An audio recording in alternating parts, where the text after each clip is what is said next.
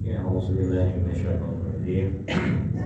Bismillahirrahmanirrahim. Assalamualaikum warahmatullahi wabarakatuh. Waalaikumsalam warahmatullahi wabarakatuh. Alhamdulillahirabbil alamin. Alhamdulillahilladzi hadana li hadza wa ma kunna linahtadiya laula an hadanallah. Asyhadu an la ilaha illallah wahdahu la syarika lah wa asyhadu anna Muhammadan abduhu wa rasuluhu la nabiyya ba'dah. Allahumma shalli ala sayyidina Muhammad wa ala ali sayyidina Muhammad. Qala rabbi shrah li sadri wa yassir li amri wa hlul 'uqdatam min lisani yafqahu qawli. Subhanaka la ilma lana illa ma 'allamtana innaka antal alimul hakim. Subhanallah. Oke, ayah bunda, abang kakak sekalian, alhamdulillah hari ini sekian kali bisa sampai ke Jakarta dan mengisi kegiatan materi malam hari ini sesuai dengan permintaan. Jadi alhamdulillah malam hari ini kita belajar bersama bagaimana menjadi seorang muslim yang benar sehingga bisnisnya besar. Jadi harusnya hukumnya, kaidahnya, perintah Qur'annya, Allah yang memerintahkan seorang muslim itu kalau dia benar pasti dia pasti jadi orang kaya raya. Kalau muslim itu benar, dia pasti jadi ketika dia memiliki usahanya pasti besar. Kalau muslim itu menjalankan Islam dengan cara yang benar, bisnisnya pasti maju, bisnisnya pasti running, bisnisnya pasti berkembang, scale up, bisnisnya pasti eksponensial berkembang, omsetnya pasti nambah. Jika hari ini ada seorang muslim berdagang, muslim berusaha, tapi nggak kaya-kaya, pasti ada salah dalam menjalankan Islam. Kok bisa begitu, Ustaz? Ya, ini kita sama-sama belajar sama dia. Alhamdulillah.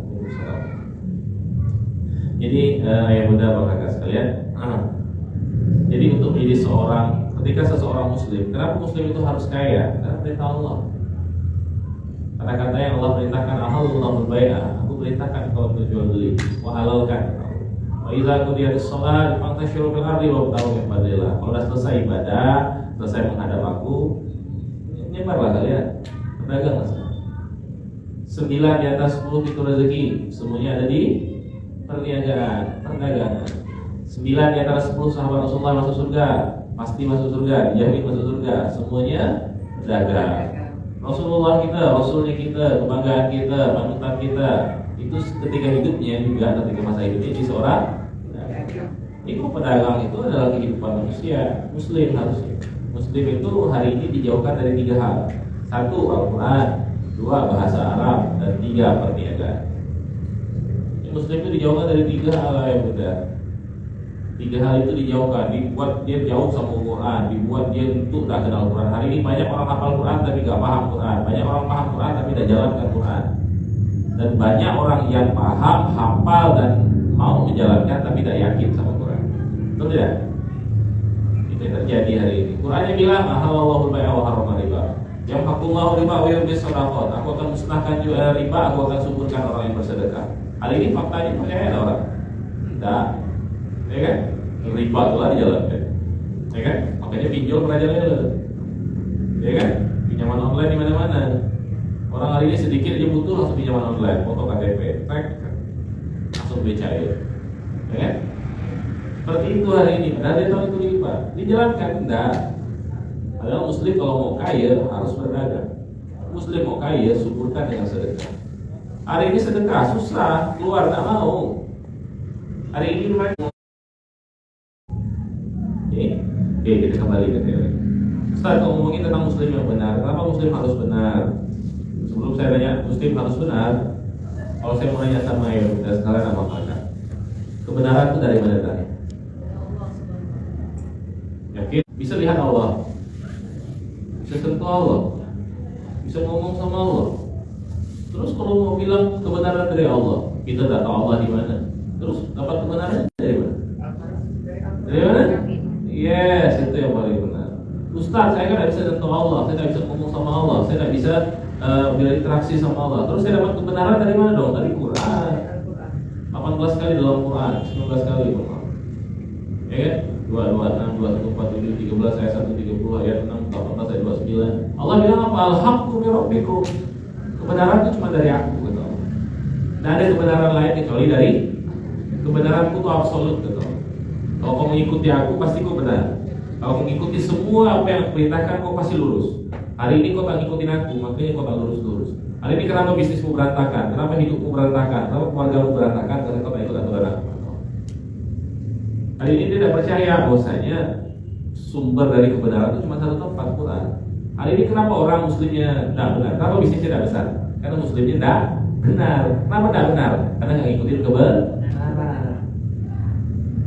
Tapi Allah juga bilang 18:29 tuh, "Faman syaa'a falyu'min, faman syaa'a falyakfur."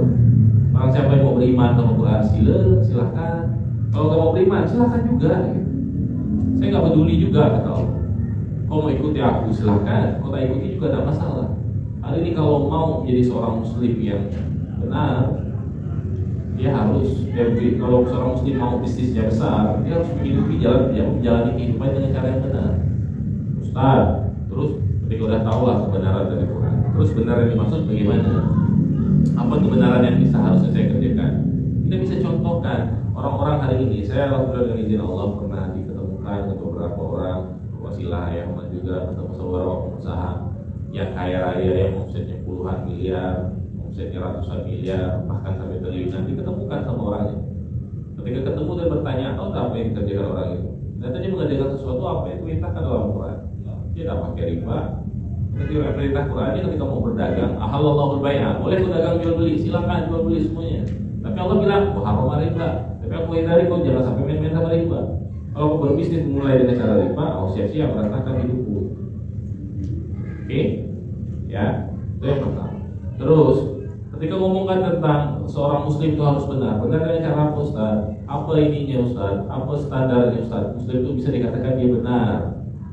Oke, kita akan breakdown. Kita akan coba membahas sebuah hadis yang dibahas sama Imam Nawawi dalam Arba'in An-Nawawiyah. Beliau pernah mengatakan hadis nomor 2. Ketika itu seorang malaikat datang, seorang manusia datang, seorang lelaki datang dengan baju yang sangat putih dan rambut sangat hitam, mendatangi Rasulullah dan meletakkan kedua lututnya di hadapan Rasulullah. Kemudian bertanya, pertanyaan pertama tanya sama dia, ya Rasulullah, ya Muhammad, akhbirni anil iman. Muhammad, kasih tahu tentang iman dong. Iman itu apa? Iman itu kata Rasulullah, beriman pada Allah, malaikat, kitab, Rasul, hari akhir dan takdir. Jadi kalau orang mau cari, kenapa iman Ustaz? Iman itu apa? Iman itu dalam istilah lain digunakan ulama namanya akidah. Oke? Akidah. Akidah itu berasal dari kata Arab yang budu, artinya mengikat. Ya. Jadi kalau orang tahapan ini tahapan bermuamalah, bagaimana seorang muslim yang benar tahu tahapan caranya benar, maka bisnis pasti besar. Jadi bagaimana caranya? Dia harus bisa melewati tahapan ini dulu. Tahapan pertama namanya tahapan akidah. Akidah dalam istilah Islam itu mengikat. Apa yang diikat? Dia mengikat bahwasanya dia percaya Allah itu Tuhan dia. Berarti ketika dia percaya Allah itu Tuhan dia, berarti dia percaya yang menghadirkan rezeki itu Allah, yang datangkan konsumen untuk beli produknya itu Allah. Ketika dia tahu yang menghadirkan rasa dalam makanan yang dijual Allah, yang membuat orang tertarik untuk beli produk dia Allah. Ketika dia percaya itu sepenuhnya, di situ tidak mengikat dirinya bahwasanya Allah itu Tuhan dia. Oke, itu yang pertama. Terus yang kedua apa Ustaz? Beriman sama malaikat. Dia percaya di kiri kanannya ada malaikat. Ada nggak kemungkinan kalau dia percaya di kiri kanannya ada malaikat yang mencatat dia akan berbuat curang dalam berdagang? Tidak mungkin. Mau dia membohongi orang lain? Tidak mungkin. Mau dia memakan harta orang lain dengan cara yang batil? Tidak bakal. Ada itu apa? Ada malaikat yang mencatat, ada malaikat yang menghadirkan rezeki, ada malaikat yang nanti akan mencabut nyawa. Dipercaya itu semua, maka dia tidak bakal melakukan itu. Itu yang kedua. Dibahas singkat ya. Terus yang ketiga, percaya sama kitab-kitabnya Allah. Ya kan? Percaya sama kitab Allah apa contohnya? Tadi hari ini kitab Allah kan ada 4 yang diturunkan. Taurat, Zabur, Injil dan Quran. Yang paling sempurna diakhirkan dan penyempurnanya namanya Al-Quran. Dia percaya nggak sama Quran? Hari ini orang mau mengikat dirinya, mau jadi muslim yang benar, mau mempercayai bahwasanya sepenuhnya rezeki itu bisa Allah datangkan, tapi tidak percaya sama Quran. Nah, Qurannya bilang, ahallallahu al-bai'a wa harrama riba. Aku boleh kan jual beli kok, jual belilah. Kau mau kaya harus jual beli. Jadi kalau muslim mau kaya, bahagia, masuk surga, syaratnya cuma satu, dia harus berdagang. Terus kalau saya tidak berdagang, saya tidak bisa bahagia masuk surga. Dan juga nanti kita bahas. Jadi saya bakal bahas spesifik. Kenapa muslim harus kaya, bahagia, dan masuk surga? Karena ada tuntunan dari hadis Rasulullah. Oke, terus tadi percaya bahwasanya ada Al-Quran sebagai puncak kebenaran. tahu bahwasanya semua kebenaran ada di Quran, dia percaya itu, dia tidak bakal makan harta orang yang secara batil, tidak bakal zolim sama orang, tidak akan kurangi timbangan, tidak akan membohongi orang lain, tidak akan timbun barang untuk dapatkan keuntungan, tidak akan menciptakan permintaan palsu. Permintaan palsu itu tahu tidak, Ibu? Dulu pernah terkenal, ayah muda, namanya barang-barang yang dibuat sengaja untuk meninggi, permintaan atas supply. Pernah tahu bunga gelombang cinta? Pernah dengar? Pernah dengar bunga janda bolong? Pernah tahu batu akik? Tahu ya? Itu dulu pernah nggak harganya sampai tinggi-tinggi sekali? Ya? Jutaan, ratusan juta, miliaran. Tahu nggak di situ ada aktor yang mempermainkan situ? Ada. Itu sengaja dibuat permintaan palsu ya bunda. Itu namanya dalam Islam, namanya bait najash. Bait najash itu menciptakan permintaan palsu sehingga terlihat banyak, terlihat orang suka beli, harganya mahal, sehingga orang berbondong-bondong mau beli. Ketika ada orang semuanya bisa beli, apa yang terjadi? Habis. Bunga itu ada yang sampai ratusan juta, sampai dicuri orang, misalnya datang di rumah. Bunga ini banyak di belakang rumah saya, tapi dulu kok tidak banyak yang suka ngambil. Tapi tiba-tiba terkenal. Atau batu cincin lah dulu tuh kan, ratusan miliar, ratusan juta, atau miliaran harganya tuh. Tapi pada faktanya hari ini apa harganya? Ada harganya? Tidak ada. Akhirnya siapa yang jadi korban? Orang-orang yang jadi tangan korban tadi. Makanya hati-hati. Itu terjadi, itu namanya baik.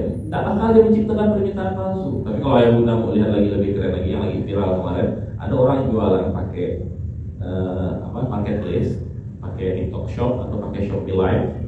Kemarin ya, yang TikTok Live kemarin, ada yang baru bisa 24 jam bisa 40 miliar. Betul? Ada yang 5 menit bisa 5 miliar. Terjadi itu. Tapi ketika dicek, tahu nggak terjadi apa? Ternyata sengaja mengirim orang-orang untuk nampaknya beli, check out barang dia, tapi nggak transaksi.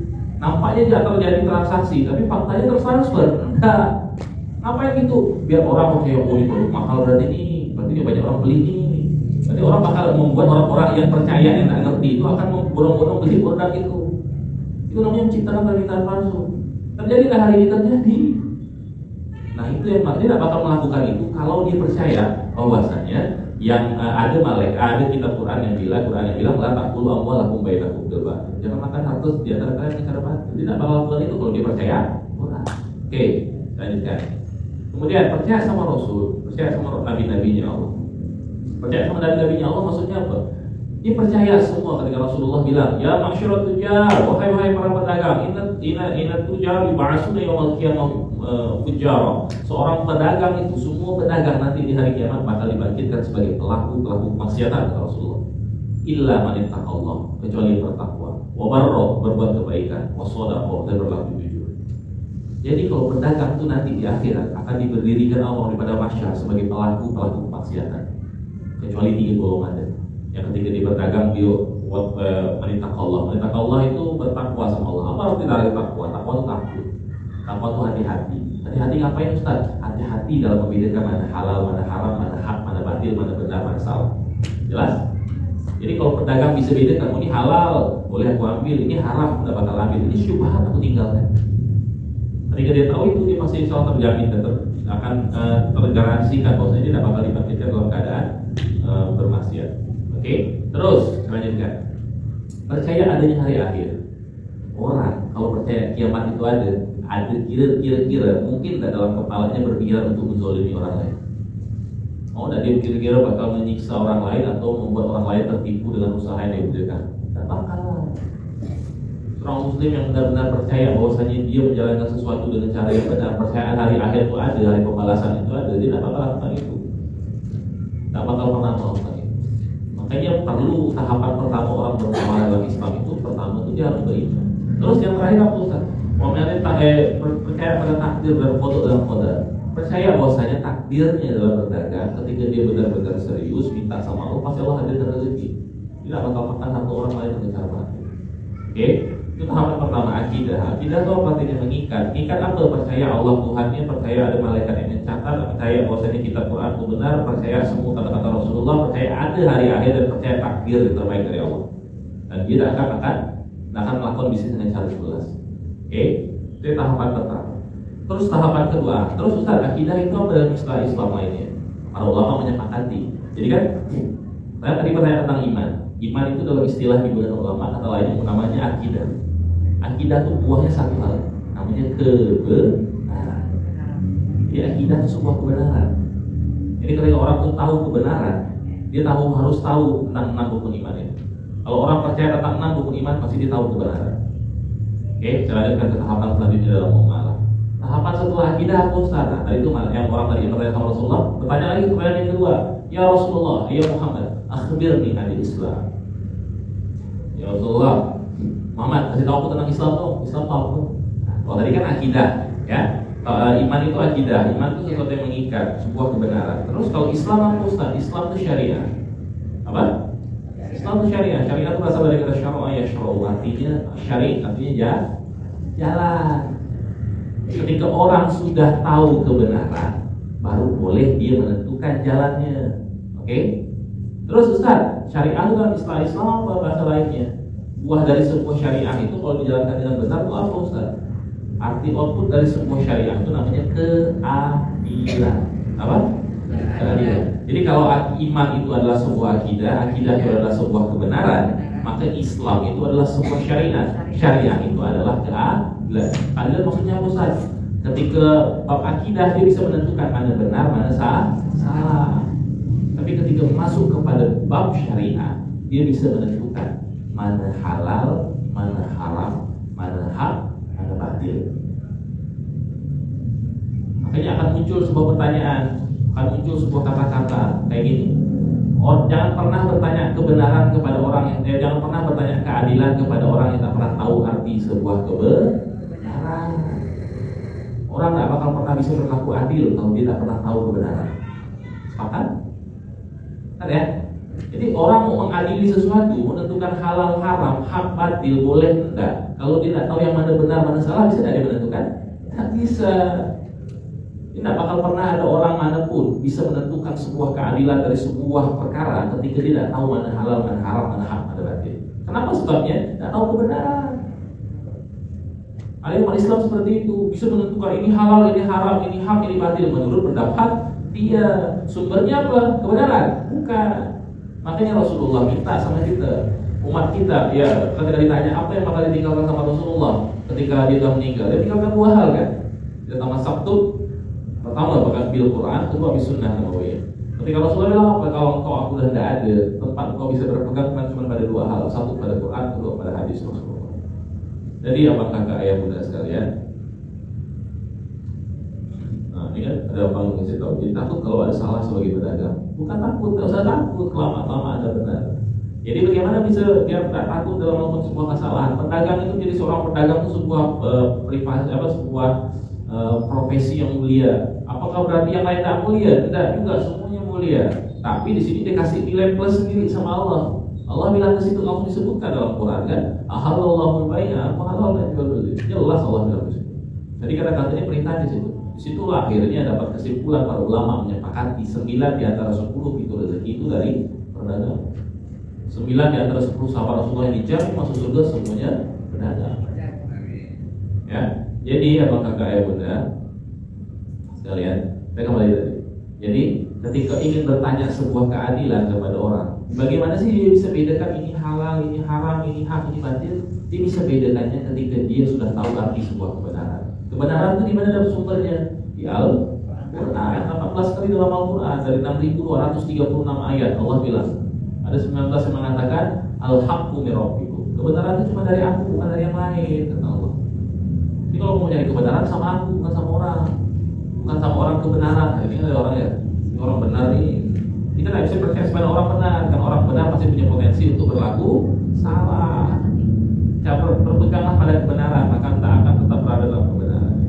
Oke, itu tahapan yang berapa? Yang kedua. Ya, namanya syariah. Maksudnya namanya keadilan. Keadilan itu dia adil untuk apa? Adil untuk bisa bedakan mana halal, mana haram, mana hak, mana batil. Jadi dalam Islam itu tidak ada abu-abu, hitam, hitam. Kalau boleh, tidak. Kalau di antara keduanya apa? Rasulullah sampaikan al-halalu bayyin. Halal itu jelas, al-haramu bayyin. Haram juga jelas, wal umur bainahuma mutasyabihat. Dan perkara di antara keduanya namanya perkara syubhat. Dan syubhat lebih condong kepada yang haram daripada yang halal. Jadi kita sebagai muslim cuma boleh berpegang pada apa? Halal, haram atau syubhat? Halal, haram atau syubhat? Halal saja. Tidak usah ambil perkara syubhat kalau orang-orang. Oke, dah. Lanjutnya. Tahapan itu. Tahapan ketiga apa Ustaz? Tahapan ketiga itu pertanyaan ketiga dari malaikat itu, dari orang itu. Orang itu bertanya apa? Akhbirni anil ihsan. Akhbirni anil ihsan itu apa? Ihsan itu dalam istilah ulama, dalam pengertian yang dikatakan anta'budallaha ka'annaka tarah. Engkau beribadah seakan-akan kau tuh melihat Allah. Wa in lam takun tarah fa innahu yara. Kalau kau seumpama ketika beribadah tidak lihat Allah, percayalah Allah melihat dirinya.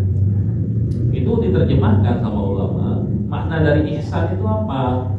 Ihsan itu akhlak. Apa? Akhlak.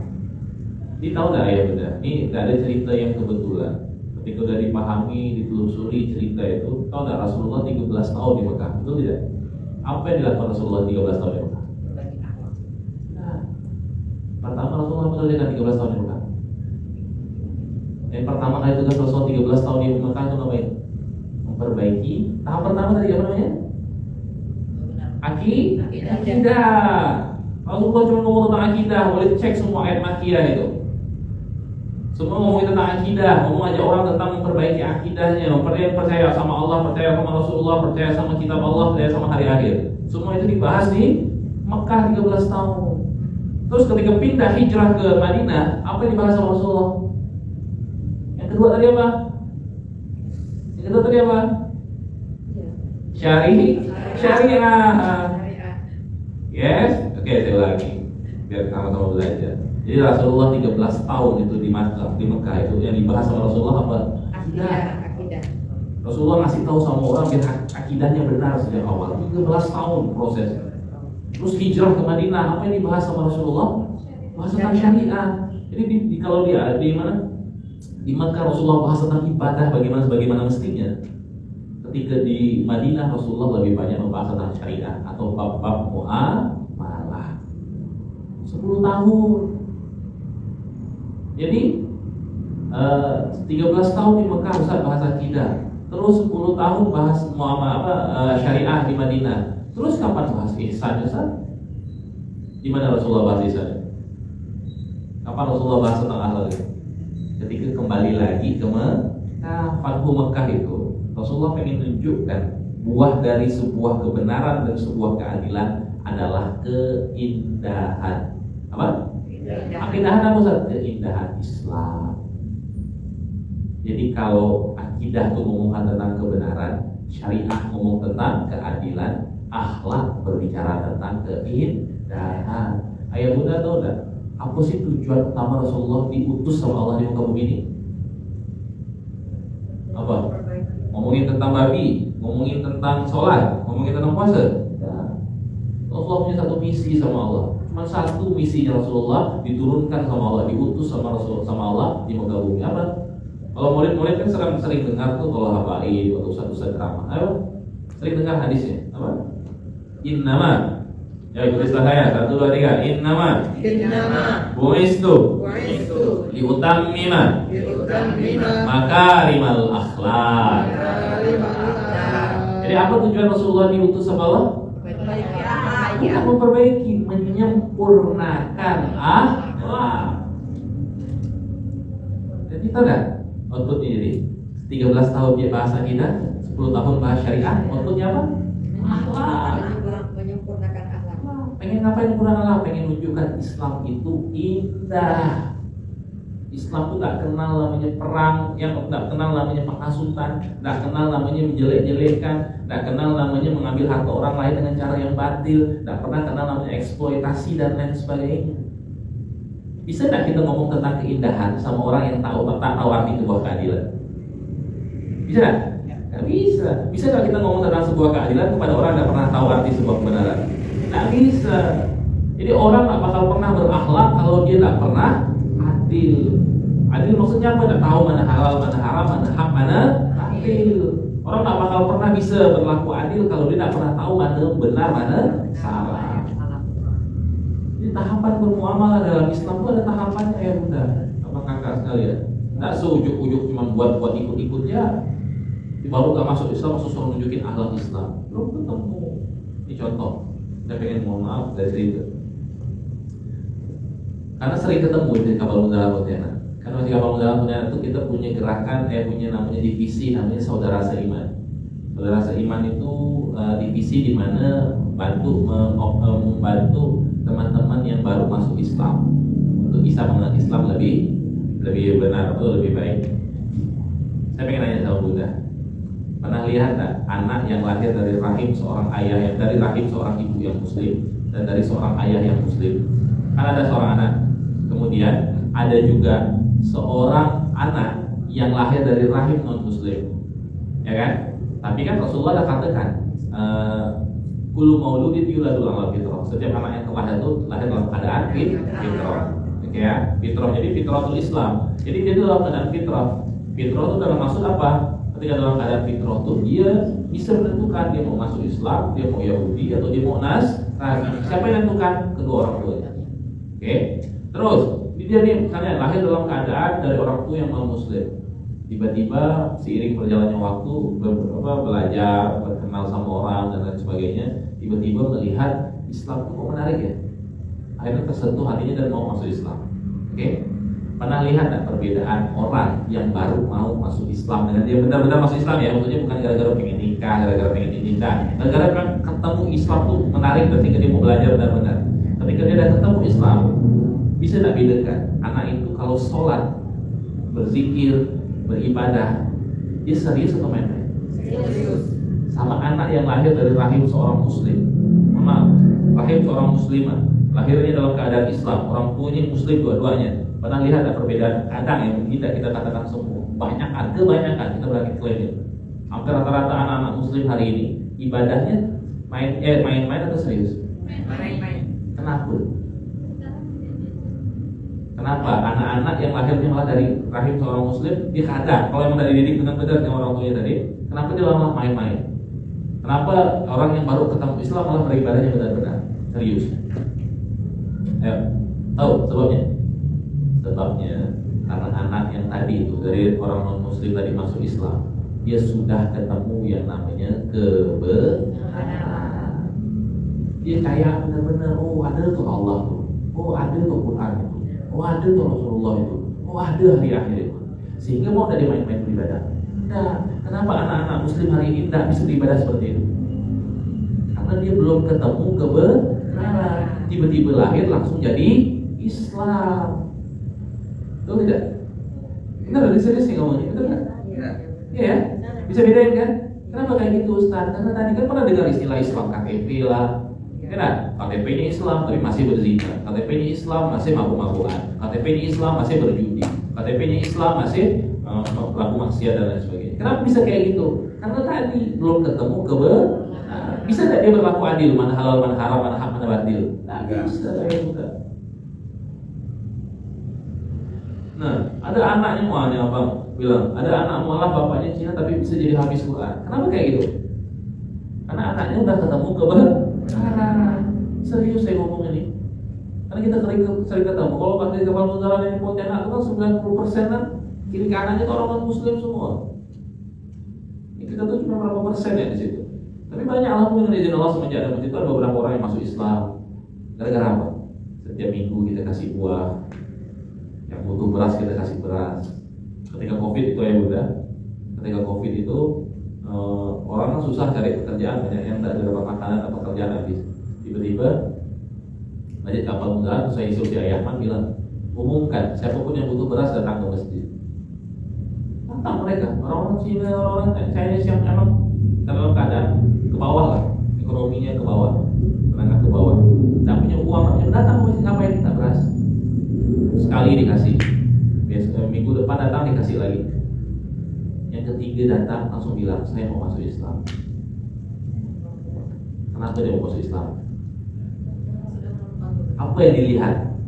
Yang dilihat dia apa di situ? Keindahan Islam. Paham dah? Islam itu indah sekali. Islam tak kenal pertengkaran. Islam tak pernah kenal yang menang, yang kuat, yang kaya, yang kuat, yang miskin, yang lemah. Tak ada. Islam itu sama ratakan semua. Itulah istilah dari rahmatan lil alamin. Islam tuh kenal kita untuk ngajar tentang itulah Rasulullah kenapa diutus untuk apa? Menunjukkan Islam itu indah. Rasulullah ketika sampai ke Fathu Mekah, bisa nggak dia meluluh lantahkan rumahnya Abu Sufyan? Bisa nggak dia membunuh Hindun ketika itu? Bisa nggak dia membasmi semua orang kafir Quraisy ketika itu? Bisa sekali, bawa ribuan pasukan, dia pimpinan perang. Kalau dulu oke lah dia sendiri, pasukan belum banyak. Hari ketika itu udah mau Fathu Mekah itu beliau bawa pasukan banyak. Bisa nggak memusnahkan semua itu? Bisa, tapi dilakukan? Nah, ketika sampai di Taif, dilempar kotoran, dilempar barang-barang, pokoknya Rasulullah dihina sehina-hinanya di situ. Sampai malaikat itu sampai geram dan melapor sama Allah minta izin buat memusnahkan orang-orang Taif. Ketika udah dapat izin dari Allah turun ke bawah, Rasulullah ditanya, Rasulullah aku udah dapat izin untuk meluluhlantahkan mereka. Tapi apa kata Rasulullah? Jangan. Bisa jadi nanti dari Taif lahir orang-orang yang membesarkan agama Allah. Faktanya terjadi hari ini. Apa itu namanya? Itu namanya iman, Islam, atau ihsan dari akidah, syariah atau akhlak? Akhlak. Kenapa itu namanya akhlak? Karena Rasulullah sudah tahu kebenarannya apa, udah bisa berlaku adil, sehingga Rasulullah bisa tunjukkan mana baik, mana buruk. Itulah namanya akhlak. Kalau akidah ngomong tentang benar, salah. Kalau ngomongin syariah ngomong tentang halal, haram, hak, batil. Kalau akhlak ngomong tentang baik, buruk. Jelas? Jadi seorang muslim itu bakal berdagang dengan cara yang benar kalau dia sudah dalam tahapan bisa tahu kebenaran dan bisa bedakan mana halal, mana haram. Maka dari hadis yang Rasulullah sampaikan, ya ma'syiral tujar, wahai para pedagang-pedagang. Katanya jamak ya, pedagang-pedagang. Itu satu atau lebih dari satu? Lebih dari satu, banyak berarti. Inat tujar yub'atsuna yaumil qiyamah fujar. Sesungguhnya para pedagang, berarti kalau udah para pedagang itu bukan satu pedagang, hampir semua. Yub'atsuna yaumil qiyamah fujar. Mereka akan dibangkitkan di hari kiamat dalam keadaan bermaksiat sebagai pelaku-pelaku kemaksiatan. Illa man ittaqallah, kecuali kata Allah satu, orang yang bertakwa. Bertakwa tadi kan hati-hati, bisa bedakan mana benar, mana salah, mana hak, mana batil, mana halal, mana haram. Wabarro itu apa? Berlaku kebaikan. Berarti, nah ini saya pengen cerita sedikit. Ada sebuah kejadian di Mekah Al-Mukarramah. Ada seorang tokoh, seorang pedagang yang jual kurma, terkenal di daerah Mekah sana. Kemudian hampir semua itu jual toko kurma itu oleh-oleh untuk bawa. Misalnya orang umroh, orang haji itu ke situ kalau mau beli barang mau bawa pulang. Bukalah di ramai, hampir satu Mekah itu orang datang ke toko dia. Satu ketika di sebelahnya ada ruko kosong. Dan tiba-tiba ada yang nyium dan tuh jualan juga. Yang jualannya apa? Sama persis kayak dia. Dan ketika itu hari pertama orang itu jualan, tidak ada satupun yang datang ke situ. Semuanya datang ke Bapak A tadi. Bapak A kan pedagang lama, dikenal, ya kan, baik dan lain sebagainya. Toko sebelah sepi. Tahu nggak apa yang dilakukan sama Bapak itu? Apa kira-kira? Hah? Apa yang dilakukan sama ibu itu? Menurut Bapak, menurut ayah bunda sekalian, kira-kira apalah yang akan dilakukan sama Bapak itu? Menolong maksudnya? Suruh belajar sebelah. Ya itu kalau biasa normatifnya belajar dari sebelah gitu kan. Tapi apa tahu apa yang dilakukan sama dia? Orang ini pengen menunjukkan bahwasanya kebenaran Islam itu adil, percaya rezeki itu Allah yang ngatur. Oke?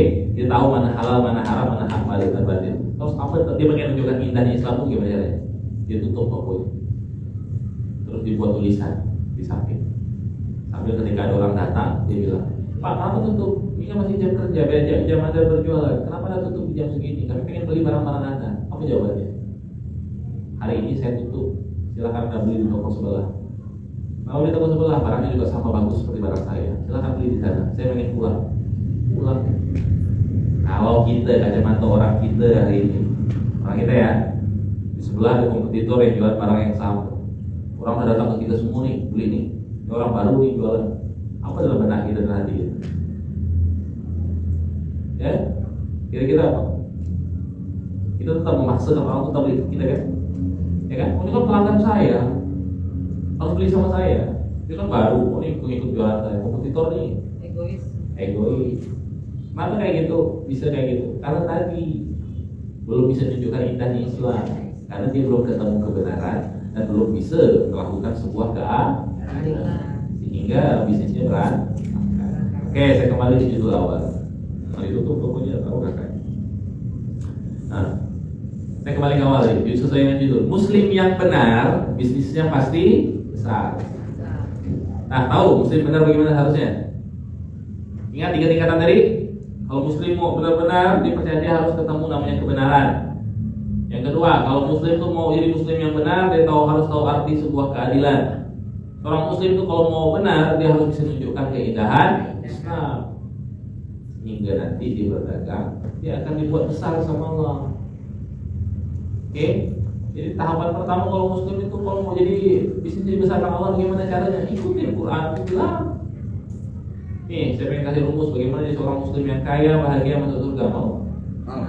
Ini wajib kalau orang lakukan ini dan mempraktekkan. Syaratnya cuma 4. 1, dia membaca, dia memahami itu. Yang kedua, dia mengamalkan. Yang ketiga, dia meyakini. Oke? Dan ini bukan perkataan saya. Ini perkataannya Rasulullah SAW yang disampaikan, yang dikutip dari Al-Quran. Rasulullah pernah bilang, perintahnya Allah, syarat orang menjadi kaya cuma 1, dia harus. Hari ini kalau orang mau kaya, syaratnya cuma 1, dia harus. Kalau orang mau kaya, hari ini dia harus dagang. Tidak akan pernah ada orang bisa kaya raya tanpa berdagang. Boleh dari harta warisan, ya kan? Ya, bapaknya kaya, ibunya kaya, dapat warisan kalau kaya. Bapak ibunya pun kaya, kalau memang benar-benar kaya, pasti sumbernya dari perdagangan. Kenapa Ustaz? Karena 9 di antara 10 itu rezeki dagang.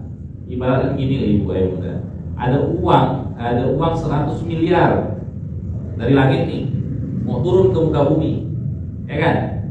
90% di mana? Dagang tentunya. Orang berdagang itu yang Allah kasih kan 90 miliar. Terus 10 miliarnya dari pintu yang lain. Terus aku Ustaz bilang, dagang ya, jangan ikut yang lain. Nanti lain saya dapat dari saya juga. Kayak yang mana dulu, kasih tahu, kasih dia arah. Dakwah tetap dakwah, ngajar tetap ngajar. Tapi di luar itu tetap berdagang. Kami berdagang, kami diberitakan ini bisa berdakwah keliling-keliling. Apa kan tidak berjualan, tetap HP sebagai buat status jualan. Apa dijual barang malah itu kita jualan. Saya punya misalnya contoh, saya jualan emas, saya perlu jual emas. Saya punya rumah makan, saya perlu jual rumah makan. Walaupun di samping itu saya tetap berdakwah. Itu mau kaya syaratnya cuma 1, harus dagang, dan jalan lain. Jangan pernah berharap kaya kalau dalam itu dagang. Demi Allah tidak bakal ada. Karena itulah perintahnya Allah. Ahallallahu al-bai'ah. Wa idza qudiyatis shalah fantashiru fil ardi wabtaghu. Oke. Nah, terus yang kedua. Ustaz, kalau saya udah mau kaya, hari ini banyak ada orang kaya tapi hidupnya tidak bahagia.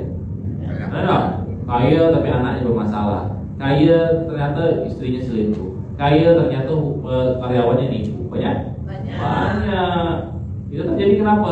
Dia tidak bahagia. Adanya melanggar perintah Allah. Apa perintah Allah yang membuat dia melanggar? Ingat ya, Allah bilang hukumnya muamalah dalam Islam itu semuanya boleh, kecuali ada dalil yang larang. Oke, Allah bilang halallahu al-bai'a, jual belilah kau. Silahkan jual beli. Boleh semua dijual beli, apapun silahkan. Wa harrama riba. Ya, itu kata yang bersandingan loh. Jangan dipisah. Jangan coba-coba bisnismu mulai dengan cara yang salah sejak awal. Mulailah bisnismu dengan cara yang benar sejak awal. Caranya berdagang dan hindari riba. Riba mah riba doang, enggak ada akad batil.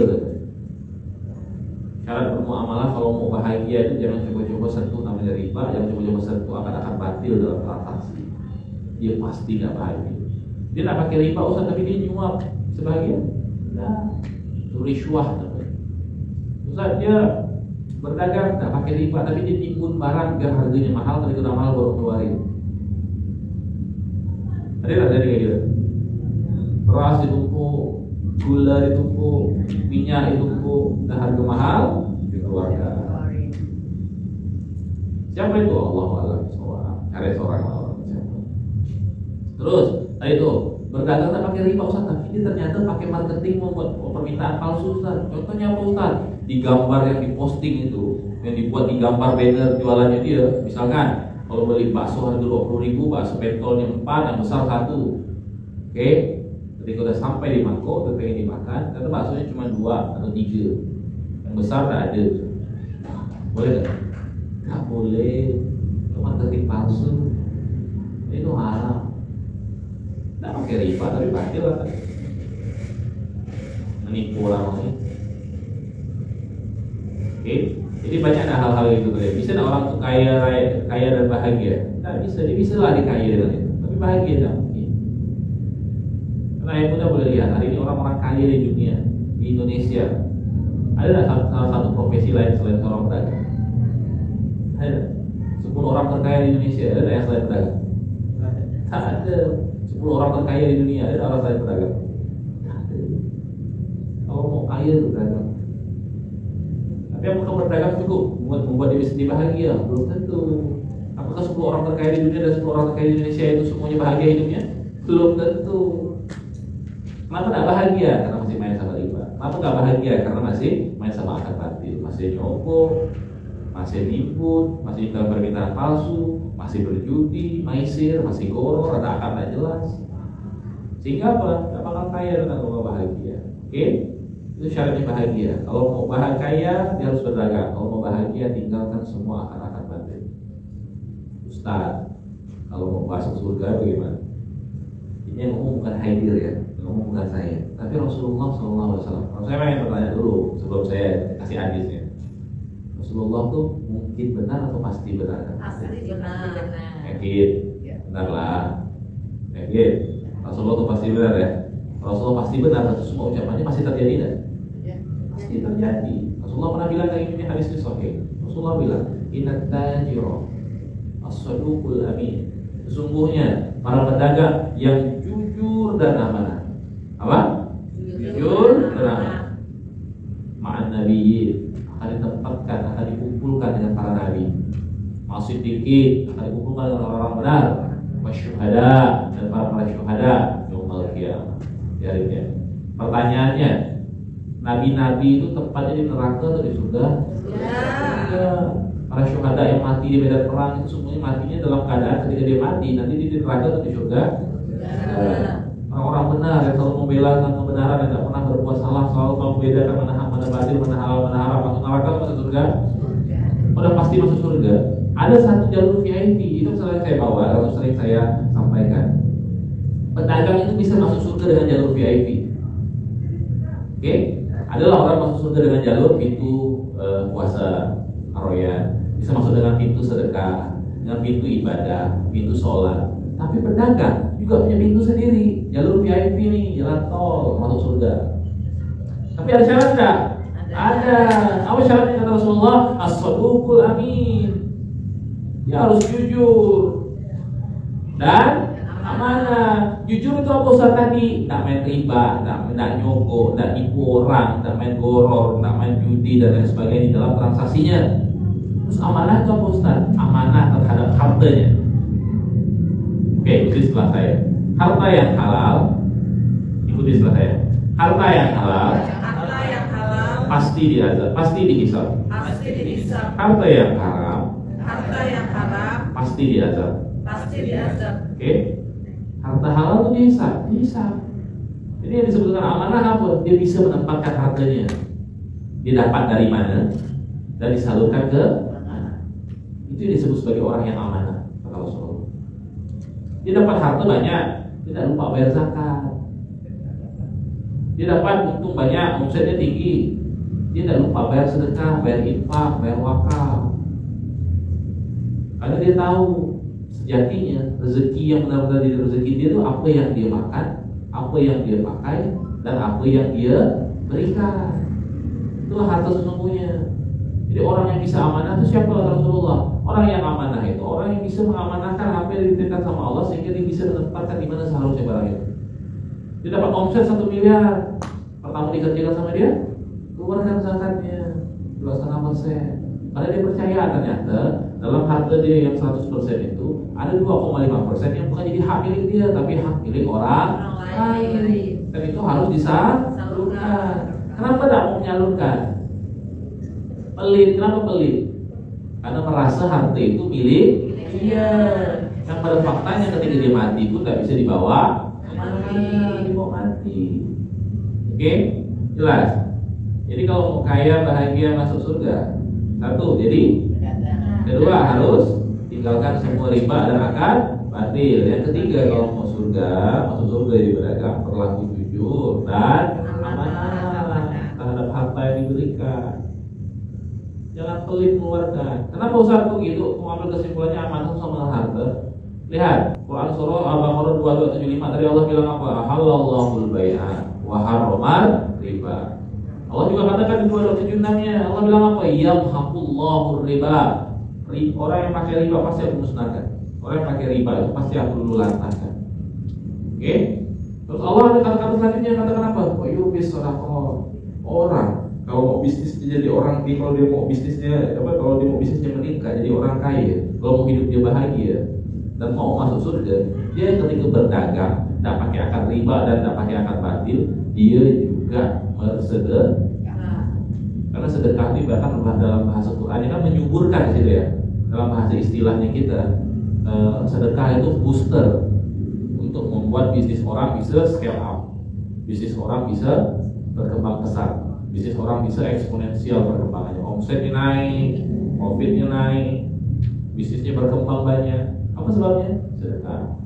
Jadi kalau muslim itu benar cara hidupnya, bisnisnya pasti besar. Apa? Kalau muslim itu benar cara hidupnya, dia pasti bisnisnya besar. Contoh, maaf saya tidak memutuskan orang, saya tidak ini yang mau apa? Ayah John. Apa pekerjaannya?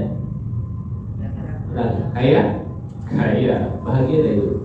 Bahagia sekali, rakyat cuma belajar gitu, tenang. Ada nggak potensi masuk surga? Kita bisa ya. Siapa yang mau masuk surga ini? Siapa yang mau masuk surga? Tangan, semuanya mau ya. Siapa yang mau mati? Mau mati? Mau. Kalau mau masuk surga tapi nggak mau mati, jangan pernah berharap. Karena nggak bakal pernah orang bisa masuk surga kalau belum mati. Oke? Jadi ada potensi masuk surga, ada.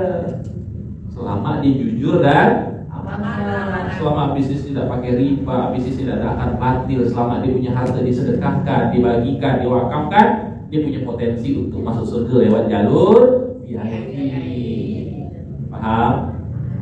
Kenapa saya bisa ngomong gitu? Karena saya sudah buktikan dengan wasilah dalam kapal muda adalah dikenalkan sama pengusaha-pengusaha yang hidupnya itu kaya raya, dia bahagia dan punya potensi masuk surga. Kenapa? Punya potensi masuk surga saat masih hidup, belum mati, ya kan?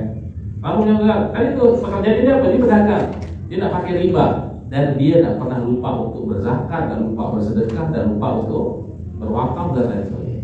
Sehingga apa yang terjadi? Bisnisnya besar, ya kan? Duitnya tidak habis-habis. Jadi, bisa tidak mengevaluasi diri hari ini? Kenapa saya belum kaya? Kenapa saya tidak bahagia? Oke lah, saya tidak kaya nih, tapi kenapa saya tidak bahagia? Kenapa tidak bahagia? Ya, masih melakukan, mulai bisnisnya dengan cara riba, pakai akad, mati. Dagang belum kaya. Ya? Dagang belum kaya. Oh, udah dagang belum kaya, apa penyebabnya? Ayo, kenapa pedagang bisa belum kaya? Apa boosternya pedagang tadi? Sedekah. Sedekahnya kurang. Yeah. Dan bisa jadi mindset pertama yang harus dibenarkan seorang pedagang, seorang pengusaha, seorang pebisnis adalah Quran surah ke-11 ayat 6. Apa itu Ustaz?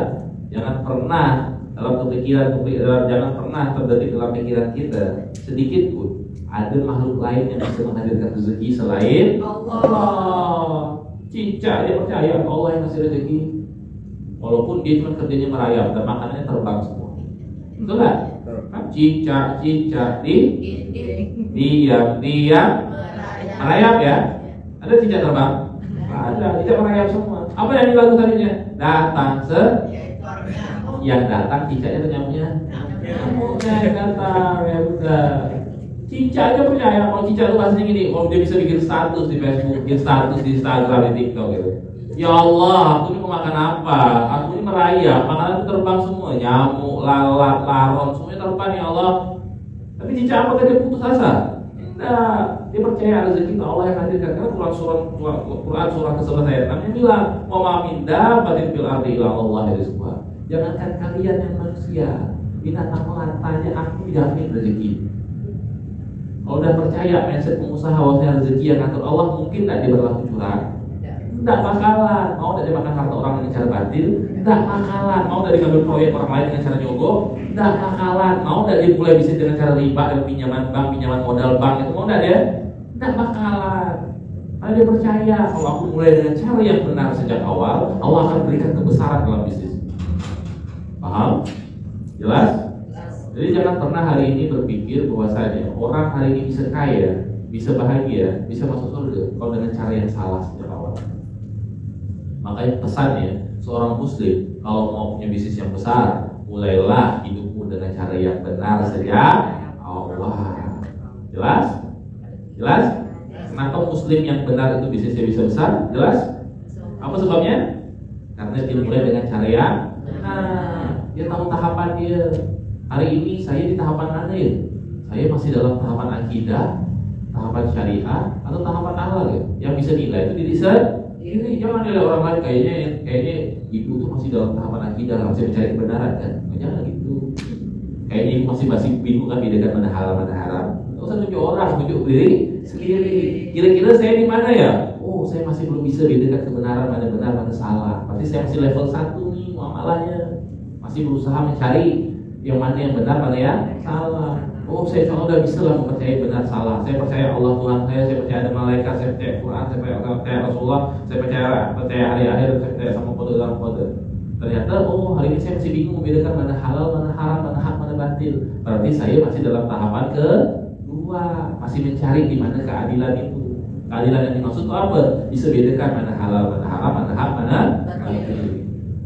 Kalau udah terlanjur riba bagaimana? Apa yang harus dilakukan? Kan jelas Qurannya bilang. Makanya jadikan Quran sebagai pedoman. Qurannya bilang apa? Wa idza ja'u mau'izatun min rabbih fantaha falahu ma salafu amruhu ila Allah. Kalau orang udah terlanjur riba, enggak tahu bahwa riba itu haram, apa yang harus dilakukan? Bertaubatlah. Allah yang bilang, kalau datang peringatan kepada kau kalau kau tahu riba itu haram, kau tinggalkan. Bertaubat sama Allah, minta ampun, jangan diulangi.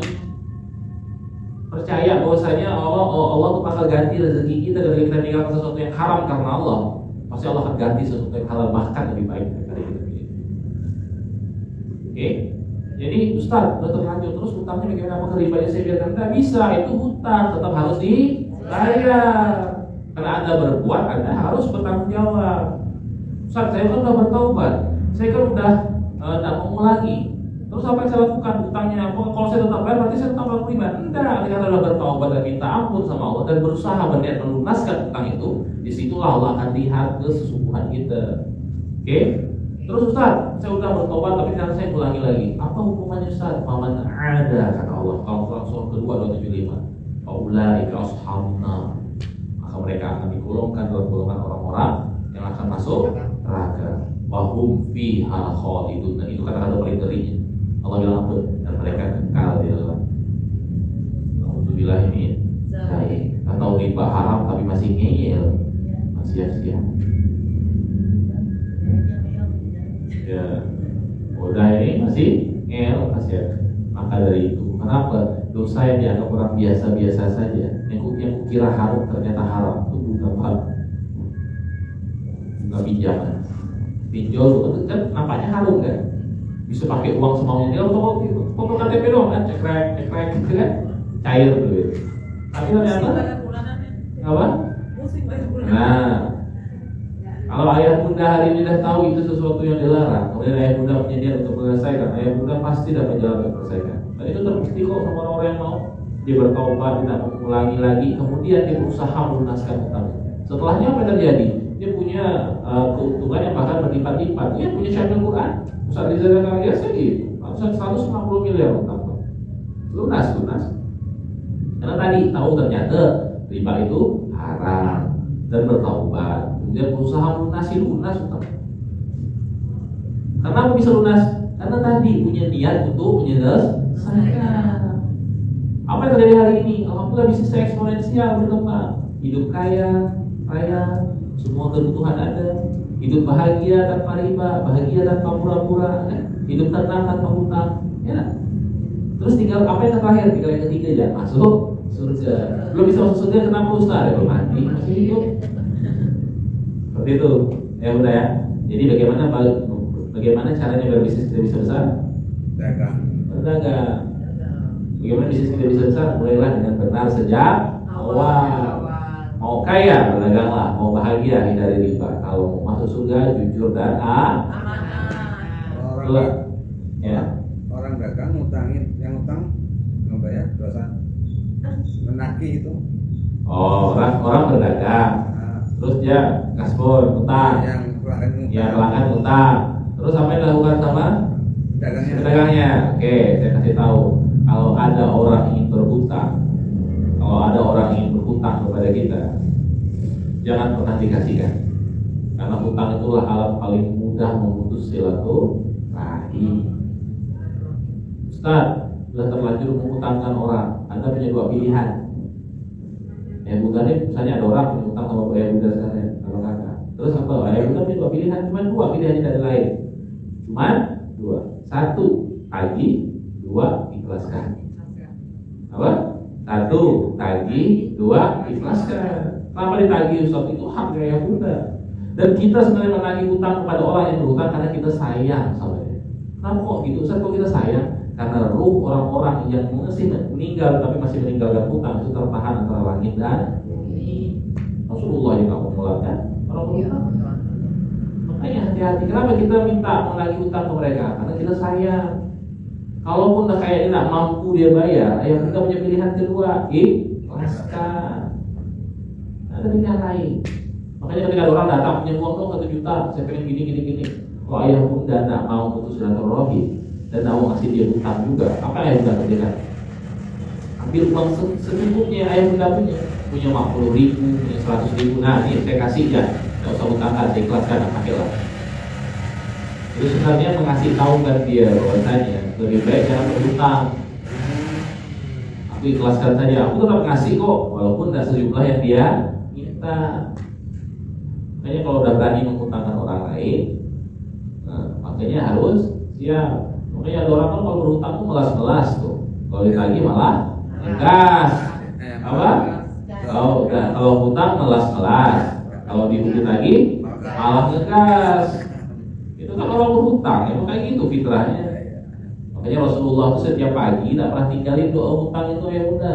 Allahumma inni a'udzubika minal hammi wal hazan, wa a'udzubika minal 'ajzi wal kasal, wa a'udzubika minal jubni wal bukhl, wa a'udzubika min ghalabatid daini wa qahrir rijal. Rasulullah itu paling minta sama Allah jangan sampai berhutang. Kalaupun berhutang dalam keadaan darurat, itu pun untuk memenuhi kehidupannya, itu pun dia bertanggung jawab tetap untuk melunasi. Jadi jangan sampai dibilang orang itu berhutang tuh akan tenang hidupnya. Orang berhutang tuh hidupnya pasti tidak tenang. Kenapa?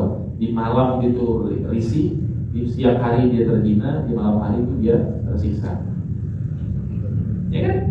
Malam hari itu pikiran terus hutangnya bagaimana mau nasib.